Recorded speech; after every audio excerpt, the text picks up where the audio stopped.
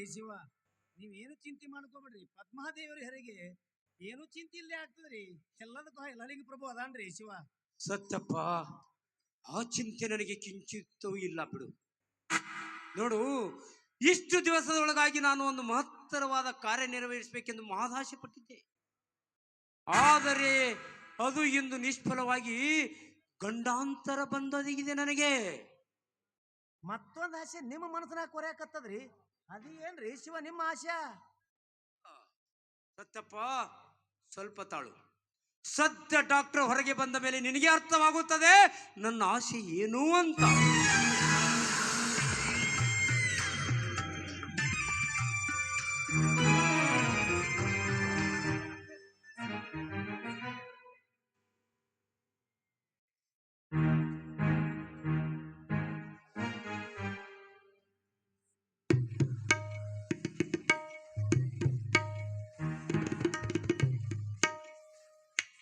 Mister Pratap, you are lucky man.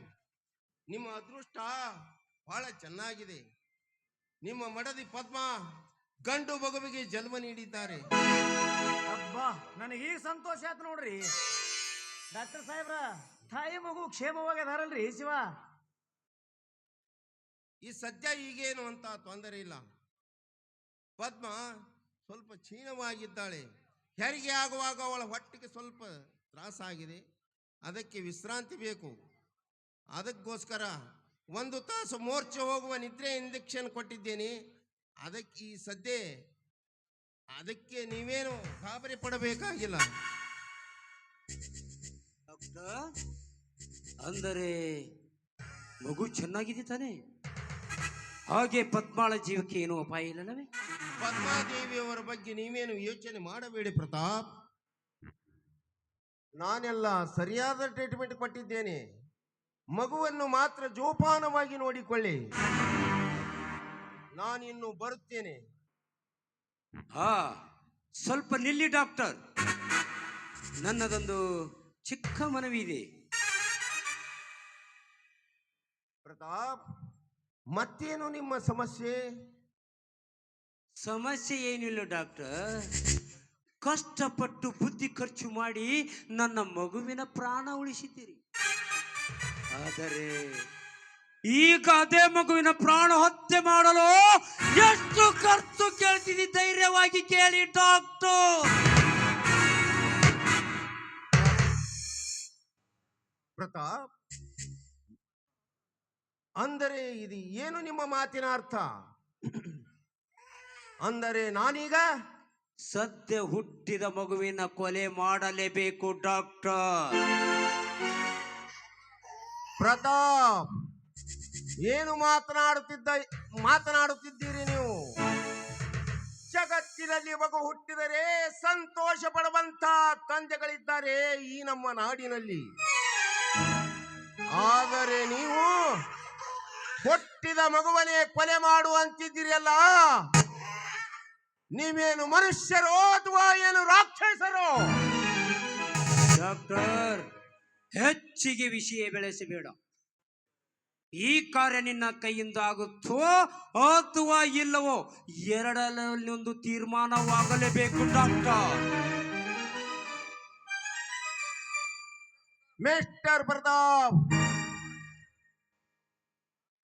ನಾನು doctor ಆಗಿರುವುದು ಸಾವು ಬದುಕಿನ ಜೊತೆ ಹೋರಾಡುತ್ತಿರುವ ರೋಗಿಗಳ ಪ್ರಾಣ ರಕ್ಷಣೆಗಾಗಿ.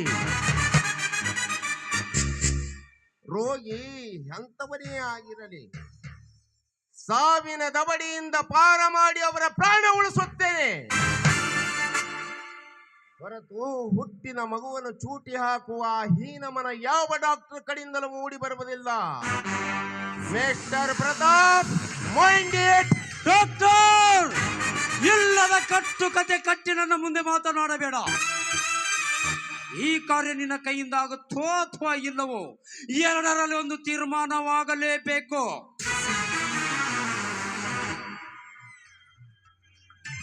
ಇಲ್ಲವಾದರೆ ನಿನ್ನ ಪರಿಸ್ಥಿತಿ ಗಂಭೀರವಾದೀತು.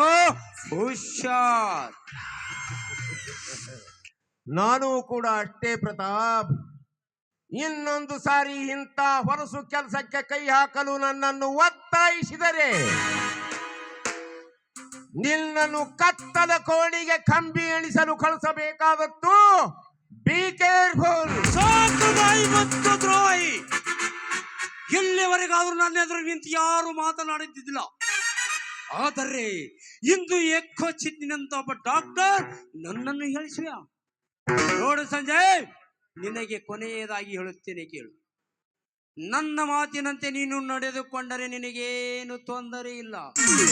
ಒಂದು ವೇಳೆ ಇದನ್ನು ತಿರಸ್ಕರಿಸಿದೆಯಾದರೆ ಮುಂದೆ ನಿನಗೆ ಕೇಡು ತಪ್ಪಿದ್ದಲ್ಲ. ಹೇಳು, ಈ ಕಾರ್ಯನಿರ್ವಹಿಸಲು ಎಷ್ಟು ಖರ್ಚು ಕೇಳ್ತಿದ್ದೀ? ಧೈರ್ಯವಾಗಿ ಕೇಳು, ನಾನು ಕೊಡುತ್ತೇನೆ. ಇಲ್ಲವಾದರೆ ನೋ ಮಿಸ್ಟರ್ ಪ್ರತಾಪ್, ಇಂಥ ಕೆಟ್ಟ ಕೆಲಸದಲ್ಲಿ ನಾನು ಬಹಳ ಹಿಂದುಳಿದವನು. ನಿಮ್ಮಂತ ಹೃದಯವಿಲ್ಲದ ಮಾನವರ ಜೊತೆ ನಿಂತು ಮಾತನಾಡಲು ಕೂಡ ನನಗೆ ಬಹಳ ಅಸಹ್ಯ ಅನಿಸುತ್ತದೆ. ನೋಡಿ, ಇಂಥ ಕಾರ್ಯಗಳೆಲ್ಲ ನಿಮ್ಮಂತ ಪಾಪಿಗಳಿಗೆ ಸೇರಿದ್ದು. ನೀವೇ ಆ ಕಾರ್ಯವನ್ನು ಮಾಡಿ ಪುಣ್ಯ ಕಟ್ಟಿಕೊಳ್ಳಿ. ನಿಜವಾಗಲೂ ಪದ್ಮಾದೇವಿ ಬಹಳ ನತದೃಷ್ಟಿ. ಅಂದರೆ ನಿನ್ನ ಕೊನೆಯ ತೀರ್ಮಾನ? I am so sorry mister Pratap, ಇದು ಮಾತ್ರ ನನ್ನಿಂದ ಸಾಧ್ಯವಿಲ್ಲ. ನನ್ನ ಕರ್ತವ್ಯ ನಾನು ಮಾಡಿದ್ದೇನೆ. ಪದ್ಮ 1 ಗಂಟೆವರೆಗೆ ಮೂರ್ಛೆ ಹೋಗಿರ್ತಾಳೆ. ಅವಳಿಗೆ ಎಚ್ಚರ ಆಗುವುದಕ್ಕಿಂತ ಮುಂಚೆ ಅವಳಿಗೇನು ತೊಂದರೆ ಆಗದಂತೆ ನೋಡಿಕೊಳ್ಳಿ. ಹುಟ್ಟಿದ ಮಗುವನ್ನು ಮುತ್ತು ಕೊಡುವ ತಂದೆ ತಾಯಿಗಳು ಮಾತ್ರ ನಮ್ಮ ದೇಶದಲ್ಲಿದ್ದಾರೆ. ಆದರೆ ಮಗುವನ್ನು ಕೊಲ್ಲಲು ಮುಂದಾದ ತಂದೆ ಎಂದರೆ ನೀನೇ ಒಬ್ಬ. ನಿಮ್ಮ ಹೆಸರು ಇತಿಹಾಸದಲ್ಲಿ ಬರುತ್ತದೆ. ಮಿಸ್ಟರ್ ಪ್ರತಾಪ್, ಇನ್ನ ಮೇಲಾದರೂ ಬುದ್ಧಿ ಕಲಿತುಕೊಳ್ಳಿ. ನಾನಿನ್ನು ಬರ್ತೇನೆ. ಗುಡ್ ಬಾಯ್.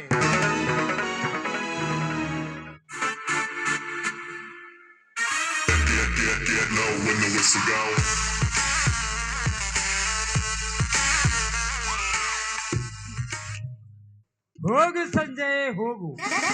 ಈ ನಿನ್ನ ಮಂಕು ಬುದ್ಧಿಗೆ ತಕ್ಕ ಪಾಠ ಕಲಿಸದಿದ್ದರೆ ನನ್ನ ಹೆಸರು ಪ್ರತಾಪನೇ ಅಲ್ಲ.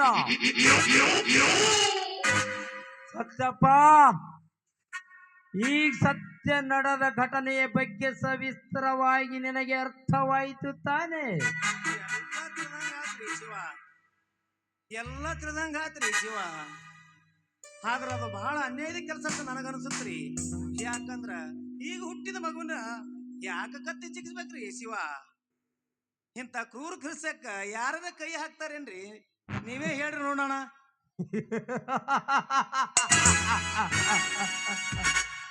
ಸತ್ಯಪ್ಪ, ಇಂಥ ಕ್ರೂರ ಕೃತ್ಯಕ್ಕೆ ಮನಸ್ಸು ಮಾಡಲು ಅದಕ್ಕೂ ಒಂದು ಬಲವಾದ ಸಾಕ್ಷ್ಯ.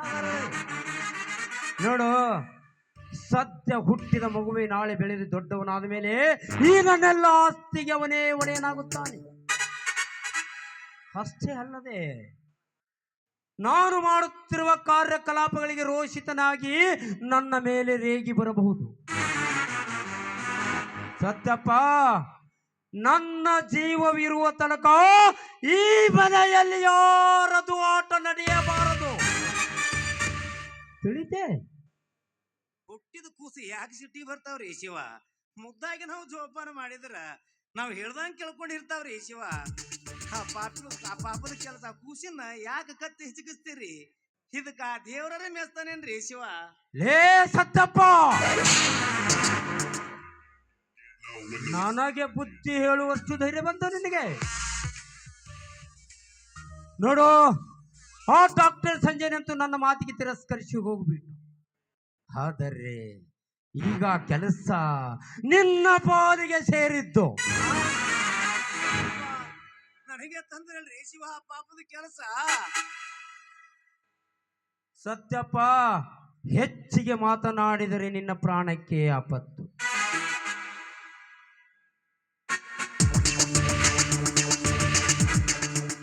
ಪದ್ಮ ಇನ್ನು ಸ್ವಲ್ಪ ಹೊತ್ತಿನಲ್ಲಿ ಎಚ್ಚರವಾಗುತ್ತಾಳೆ.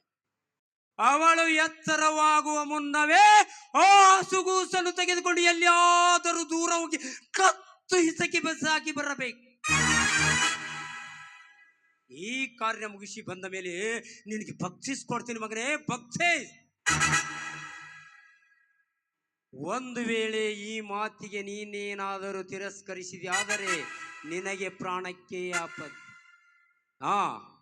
ಹೇಳು, ಆ ಸತ್ಯ, ಆ ಕೆಲಸ ನಿನ್ನ ಕೈಯಿಂದ ಆಗುತ್ತೋ ಅಥವಾ ಈ ನನ್ನ ಪಿಸ್ತೂಲಿಗೆ ನಿನ್ನ ಪ್ರಾಣ ಆಹುತಿ ಕೊಡ್ತೀಯೋ? ಇಲ್ರಿ ಶಿವ, ನೀವ್ ಹೇಳ್ದಂಗೆ ಕೇಳ್ತೀನ್ರಿ. ಈ ಸದ್ಯ ಕೂಸಿಗೆ ಒಯ್ದು ಹೊತ್ತಿ ಹೆಚ್ಚಿಗೆ ಬರ್ಬೇಕಲ್ರಿ, ಅಷ್ಟು ಮಾಡ್ತೀನಿ ನೋಡ್ರಿ ಶಿವ. ನನ್ನ ಪ್ರಾಣಕ್ಕೆ ಯಾವ ಆಪತ್ತು ತರಬೇಡ್ರಿ ಶಿವ. ನೋಡು, ಈ ಕಾರ್ಯ ಬಹಳ ಜಾಗೃತಿಯಿಂದ ಮಾಡಬೇಕು. ಬೇಗ ಹೋಗಿ ಎತ್ತಿಕೊಂಡು ಬಾ ಹಸುಗೂಸನ್ನು. ಹೋಗು, ಏನು ನೋಡುತ್ತಿರುವೆಯ? ಹೋಗಿ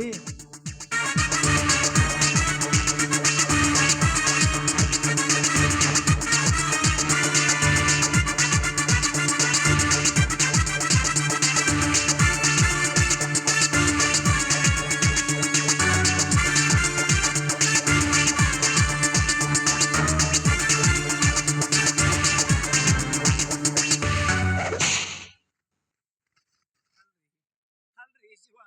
ಈ ಕೂಸು ನೋಡಾಕ ಎಷ್ಟು ಚಂದ ಐತ್ರಿ. ಇಂತ ಕೂಸಿನ ಹೆಂಗ ಕತ್ತಿ ಹೆಚ್ಚಿಗೆ ಬರ್ಬೇಕ್ರಿ ನಾನು? ಇಂತ ಕೂಸಿನ ಹೆಂಗ ಕತ್ತಿ ಹೆಚ್ಚಿಗೆ ಬರ್ಬೇಕು?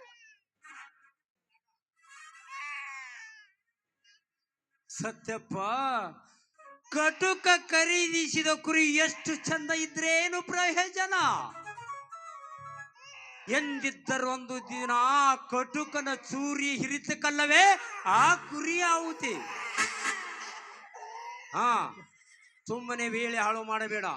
ಬೇಗ ಎಲ್ಲಿಯಾದರೂ ದೂರ ಹೋಗಿ ಬಿಸಾಕಿ ಬಾಯಿ ಹಸುಗೂಸನು. ಹೋಗು. ಹೋಗ್ತೀನಿ ಶಿವ, ಹೋಗ್ತೀನಿ. ಇಂತ ಪಾಪದ ಕೆಲಸ ಮಾಡ್ಬೇಕಾದ್ರ ಸ್ವಲ್ಪ ಧೈರ್ಯ ತಗೋತೀನಿ, ಸ್ವಲ್ಪ ಧೈರ್ಯ ತಗೋತೀನಿ. ಯಾಕಂದ್ರ ನಿಮ್ಮಂತವ್ರು ಹಂಗಿನಾಗ ಬಾಳ್ತೀವಿ ನೋಡೋರಿ, ಅದಕ್ಕೆ ಈ ಪುಣ್ಯದ ಕೆಲಸ ರೀ. ಹೋಗ್ತೀನ್ರಿ ಶಿವ, ಹೋಗ್ತೀನಿ.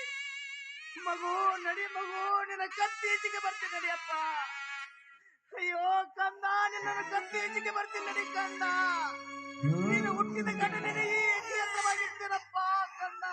ಕಂದನಿ ಬಾಯಂದು ಕರೆಯುವರೆಲ್ಲ ಮುಟ್ಟಿಸಿ ನೀ ಅಳಲು ಮಡಿಲೊಂದು ಇಲ್ಲ. ಕಂದನಿ ಕತ್ತಿ ಬರ್ತೀನಿ. ಕರೆಯುವರೆಲ್ಲ ಮುಟ್ಟಿಸಿ ನೀ ಅಳಲು ಮಡಿಲೊಂದು ಇಲ್ಲ. ಕಂದನಿ ಬಾಯಂದು ಕರೆಯುವರೆಲ್ಲ ಮುಟ್ಟಿಸಿ ನೀ ಅಳಲು ಮಡಿಲೊಂದು ಇಲ್ಲ.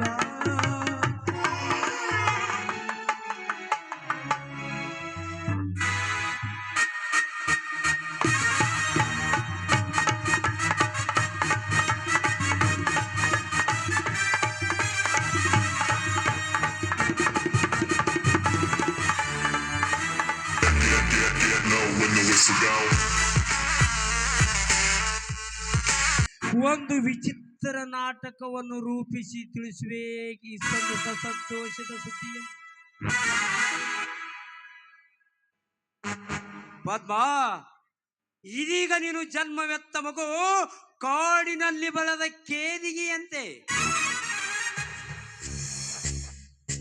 ನೀನು ಎಚ್ಚರವಾಗುವ ಮುನ್ನವೇ ತಿಳಿಸುವೆ ನಿನಗೆ ಶೋಕ ಸಂದೇಶದ ಹೊಸ ಸುದ್ದಿಯನ್ನು. ಇಂದು ಈ ಪ್ರತಾಪನ ಕಾರ್ಯಕ್ಕೆ ತಕ್ಕ ಯಶಸ್ವಿಯ ವಿಶಿಷ್ಟ ಪರೀಕ್ಷೆಯ